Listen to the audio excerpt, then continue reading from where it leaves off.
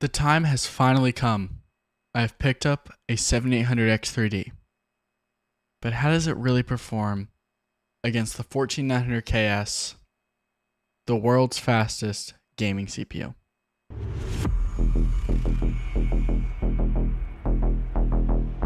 I know. I never thought the day would come where I pick up an AMD CPU and I'm genuinely excited to do it. About a year ago, I said on a YouTube short, don't buy this. I said it's terrible, and it's my most popular video to date.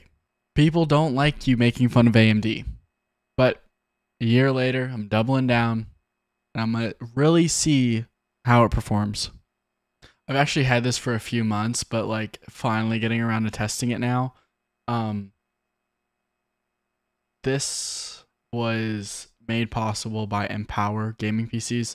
They didn't like sponsor this video or anything. I had to pay him obviously, but he got me the Micro Center bundle with this, the Gigabyte like gaming AXV2, and then some MDI RAM, some G-Skill kit. He was able to like help me get that to him. So huge shout out to Empower. You can use code ChamberTech at checkout for 5% off, as well as you can actually get your PC overclocked by me before it even comes.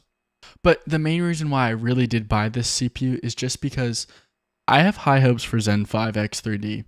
Brand new Intel Arrow Lake is just kind of not really going to be very good in my opinion. I think the 1400KS is already so well that Intel's kind of having trouble now pushing past the 1400KS. It's the same way back with the 10900K. The 11900K sucked because the 10900K was so fast.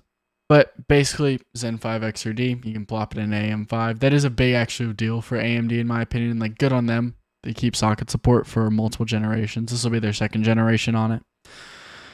But, you know, I can't just leave something stock, so I had to overclock it. How's that go? I've genuinely not had so many issues overclocking like a board, because obviously I want to max out my hardware. It's always how I've been. But I've like dealt with like lower end motherboards and stuff, and typically like, okay, yeah, you might not get the max out of it, but you can still kind of push it kind of hard. This thing took 3 BIOS versions. I started at the latest. I was having some issues, like even my like the RAM that it came with wouldn't boot sometimes with 2 sticks, but other kits would boot. But then like it wouldn't restart right. So I was like, okay, let's just go to a different BIOS. Same thing. I had to roll back 2 BIOS versions to a BIOS back in like January or December. And that one did working. And then it was actually like a pretty good experience. But the fact that it took so long to do that is honestly just like AMD Agisa's performance variance and like their reliability shouldn't be getting worse over times. I was using like a wireless 8K mouse. I had no issues though with like any USB dropouts though, which is obviously something that's very well known. USB dropouts are kind of done on Zen 4 now, so I'm really proud of AMD for fixing that. I'm not putting on the blame on AMD as well. This could definitely just be a Gigabyte issue. This Gigabyte board is kind of like cheap, and Micro Center is just getting rid of it. The whole point of this bundle, by the way, is Microsoft sells it at a loss so they can get you to buy the warranty. So they kind of give you not so good parts. But what did I get this to? What did I overclock it to? That's what matters. I was able to get 6200 CL30 on it with fully tightened timings. So not like the best. I mean, some people run 6400 in my Discord, for example, but I was able to get 6200. And then what that is with UCOK and MCOK synced, by the way. And then I did 2133 on the FCOK, fully stable, tested, make sure there was no like performance regression or anything, as well as tuning PBO, setting like an 89-degree temperature limit, and then a -10 on the curve optimizer just to undervolt it a little bit. I could go farther on the undervolt, it's just performance got worse and it was more of a temperature saving thing than a performance. The overclocking is good now, and the performance in games is not bad at all. We'll see it in a little bit. But my real issue is just genuine responsiveness in the OS. I'm obviously working. I'm not always spending my time gaming. And so when I'm moving around, talking on Discord, opening up Task Manager, for example, there's certain things like that that are genuinely just so much faster on Intel. You don't really notice it on the AMD system, but then you switch back and you're like, I can open Task Manager like 4 times faster.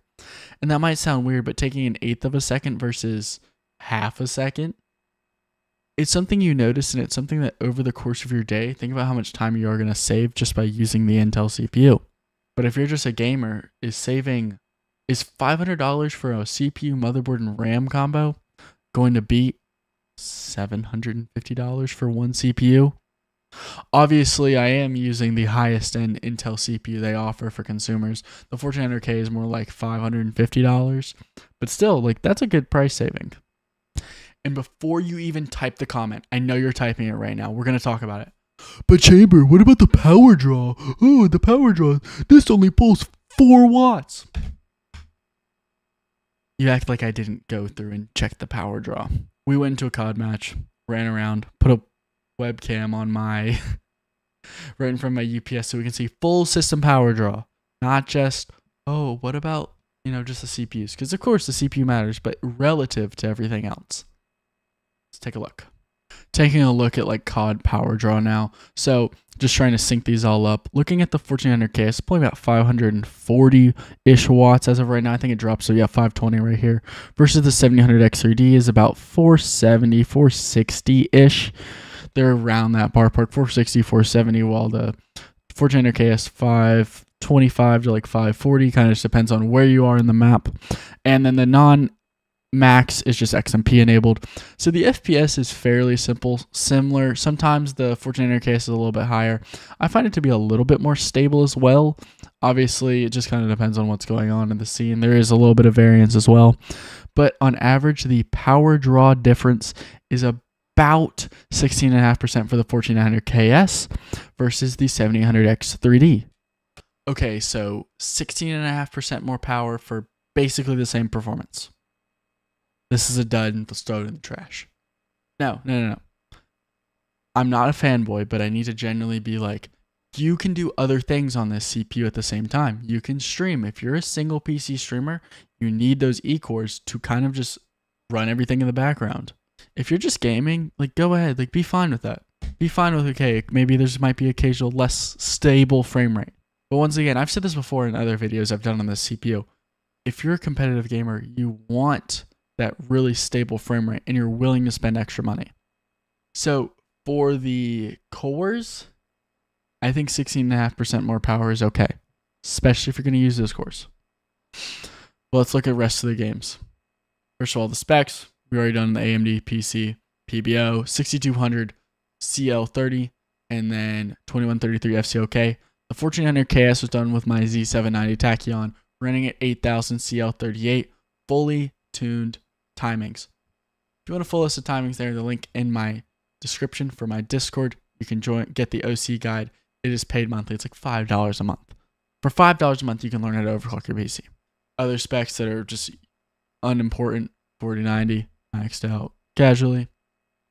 All competitive games were done at 1080p low, just to really get that esports feel. And then single player games are actually done at 1440p DLSS performance. Why DLSS? Normally I'm a hater of DLSS. I agree, but then it's rendering at 720p. It really does just become a CPU test while still kind of having that GPU thing.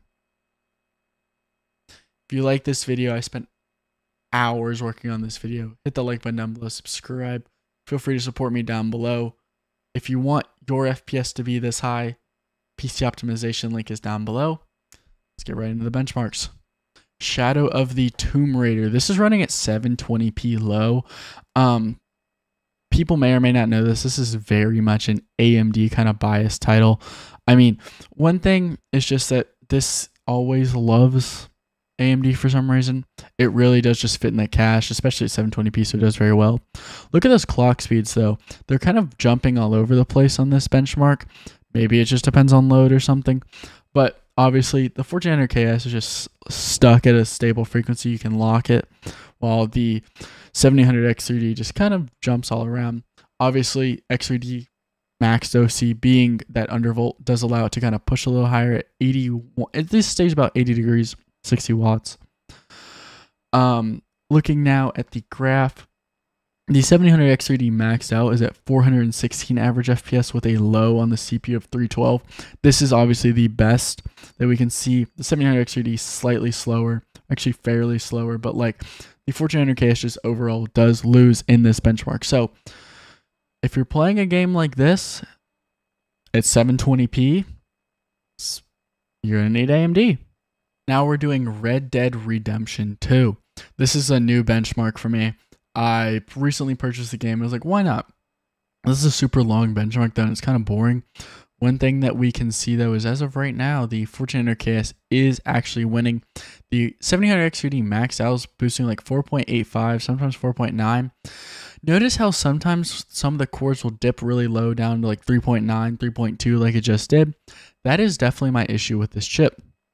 Is at time it just kind of clocks down when it really shouldn't. I was playing Call of Duty, for example, and it just kept dipping down. I don't know why. That's just why like you call those stutters. The normal XMP is staying about 4.8. The other one's staying about 25, 50 megahertz higher. Just really depends on the load. Sometimes 100 megahertz. But looking at the graph, the 7000X3D does destroy it once again. The only time it loses actually is in the lows, which are honestly the most important. Average FPS about the same. That max FPS is a lot different. Once again, that max FPS doesn't really matter, because think about it, you can have 1000 FPS in the highs, but if you had 10 FPS in the lows, you'd prefer a CPU that might have 500 FPS average and 300 FPS in the lows, because it's going to feel smoother and much more consistent. But I mean, this is mostly like a single player game. You're going to be running this at really high details. Like when I play this on my 1400KS, perform just fine. So I think you really can't go wrong with either of these CPUs in this scenario. Next up, we have Cyberpunk 2077. Once again, 1440p DLSS performance. This is with the high preset, no ray tracing or anything. Still decently high GPU performance, actually. The 1400KS on the right is kind of just trailing behind a little bit as of right now. It kind of just depends. So right now it's the same. Depends on the scenario. Some might prefer actually the AMD processor, especially if that time it fits in the cache, while the 1400KS can just kind of like punch through it. I guess the PBO undervolt is performing about 50 to 100 megahertz higher. Once again, that's kind of what you'll notice with these undervolts, is that you get about 50 to 100 megahertz. Cooling is so important on these CPUs, but I am going to like looking at, you're getting about 10, 20 more FPS with the RAM OC and the FCOK. So looking at the graph, the average FPS winner is the 7000X3D maxed out with the 1400KS in between. The lows winner though is the 1400KS, which is key. Max FPS winner is the 7000X3D. AMD is just kind of like that winner in the highs. Definitely not in the lows, but they'll take that high FPS that most reviewers look at. Counter-Strike 2 recently got a FPS benchmark. This was run at 1080p low, and I'm really not going to go deep into this. This has a lot of variance, and I only ran it once. Honestly, I should have ran it 5 times and kind of averaged it. But look at this. The XMP 700X3D wins. There are some issues with assets loading apparently in this. This is what we found out. So I'm just going to say this run doesn't really matter, and it's going to be a tie because it really just depends on what happens. Sometimes the max OC could win. Sometimes the 1400KS could win. Really just depends on what's going on. So yeah, I don't really care about this one and probably won't run this benchmark again. Now for Rainbow Six Siege. I'm going to be honest, this title prefers Intel. It doesn't fit in the cache on AMD, so it kind of does hurt the performance a little bit. But look, it was hitting 4.925, 4.95. Max boost you'll see is about 5 gigahertz, 50-50 at times on most CPUs. So we're getting pretty close to that max boost clock, even with the 240mm AIO. Like, okay, cool. Let's just take a look. You're getting 1028 in the max FPS on Intel. I don't care. Look at those averages. You're getting about 100 more in the average on the 1400KS versus the 7000X3D, with the lows being about 50 FPS, 50 to 70 FPS higher. So it's just a win for the 1400KS. I mean, though, I say this every time I benchmark Siege. It's 900 FPS. Who really cares? Now for the best game of all time, we have Fortnite. This was just like a replay I did. I actually like played the game. I think I got like 18 kills or something, slight flex, whatever. But this is 1080p, and I feel like this game, honestly, it's just weird. This is DX12. DX12 performs the best. But depending on what's going on, well, the Intel CPU just destroys. Let's pull up the graph right now. I mean, the average FPS in the KS is 468 versus 430, so you're getting 30 more FPS than the averages. But look at the lows, dude. Like, the lows just kind of destroy, especially the 1%. You're getting 15 FPS higher. The overclock does actually do a lot for the lows here, so very good job on that. I mean, it's kind of just, it's Fortnite. Honestly, it just depends. This game is weird. One update can destroy the game in lows. But overall, very good. So, 1400 KS does come out with a win in this game. So, if you're a Fortnite player, you need Intel. Now for the most important benchmark, Call of Duty Modern Warfare 3. And this is definitely an AMD bias benchmark. I mean, hey, look, you're getting 600 FPS though. Looking at the CPU FPS, let's pull that up right now. This is kind of the most important because this is like a GPU bound kind of benchmark still. But the lows in the, and so basically everything's pretty close. The KS does lose. I mean, though, we did run around terminal and you did kind of notice at 1440p, oh, hey, like the FPS is basically the same. There are some weird kind of like drops I notice at times though with the 7000X30 that you don't notice with the KS. Overall, though, I think the 7000X30 like kind of edges it out, but it's just still so close. And then once you kind of put this GPU kind of combine and the combined score, doesn't really matter. I mean, the 1400 KS does lose though, so this is an AMD win. So I think the real question is, will I continue using the 7000X30, or am I going to plug the 1400 KS back in? I was playing with the 1400 KS and I'm already back to the 7000X3D. So take that as you wish. I don't hate it at all. I think it performs pretty well. It is nice that it pulls a little bit less power for me because I do have a dual PC streaming setup. And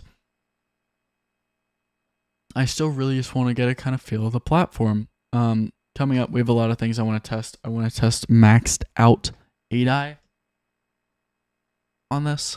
Something like trying to get like 70-100 megahertz, maxing it out, seeing really what we can accomplish when we tune the RAM to the max, see what happens, as well as just see if 8i kind of gets me a little bit more performance at all. Other than that, I will leave affiliate links down below for the 7000X30 and a 1400 KS. So if you want to support me, you can use those links down below. I don't think you can really go wrong with any of these CPUs. If I was going to recommend one and like you don't upgrade your PC so often, go with the 1400K, go with the 14700K, go with something with a little bit more cores so that you can use them down the road. But if you're someone who upgrades every couple of years, get the 7000X30, mess around with it. If you like it, cool. Use it. If you don't, I mean, there's Zen 5. Hopefully that's better. I just want to see, honestly, if I can get the USB polling issues to show up. But if you guys have enjoyed, hit the like button down below, subscribe if you haven't already, and I will see you guys in the next one. Probably testing Intel power limits, because this one doesn't blow up anymore. Both of them have like had the issues of blowing up, but this one doesn't anymore. So like time between last disaster, like this one's winning. This one has more days. I don't know. I mean,